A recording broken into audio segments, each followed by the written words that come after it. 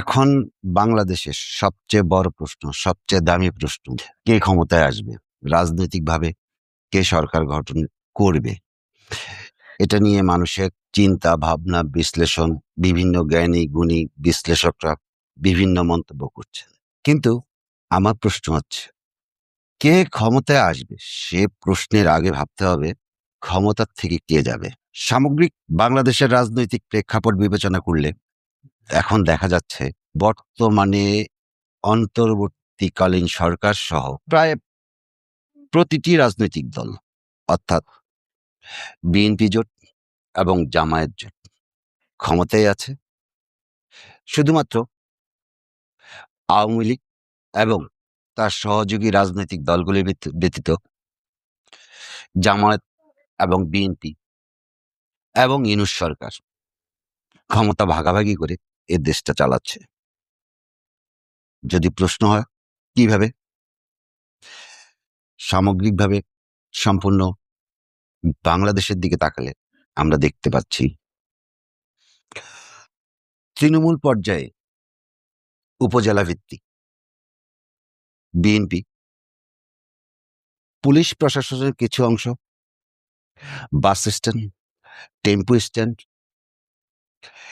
এবং স্থানীয় হাট বাজার সহ এই সকল জায়গাগুলি নিয়ন্ত্রণ করছে।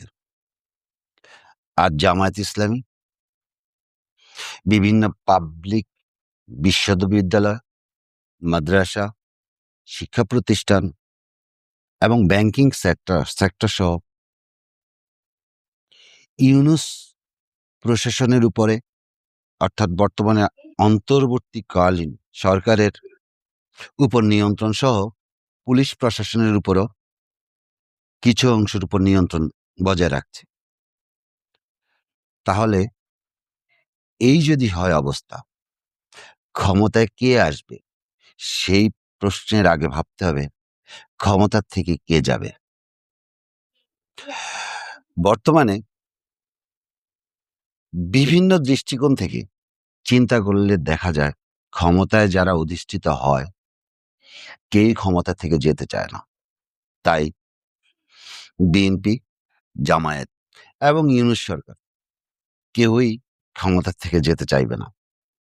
ক্ষমতা এমন একটা জিনিস যে সবাই ভাগ বাটোয়ারা করে ক্ষমতায় থাকতে চাইবে অথবা এককভাবে কাউকে ক্ষমতায় আসতে দিবে না।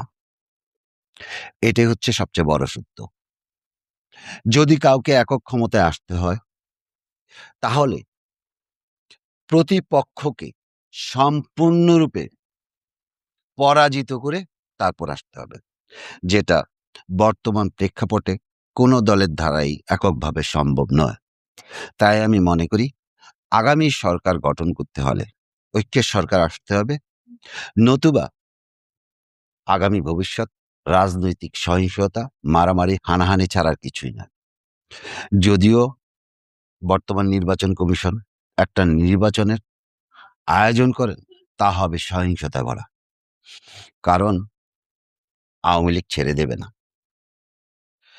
আওয়ামী লীগ তার কৌশল খাটিয়ে যাবে এবং কোনোভাবেই একটা নির্বাচনের মাধ্যমে কাউকে বৈধ হিসেবে ঘোষণা দেবে না। তো পরবর্তী বিশ্লেষণ। আল্লাহ হাফিজ।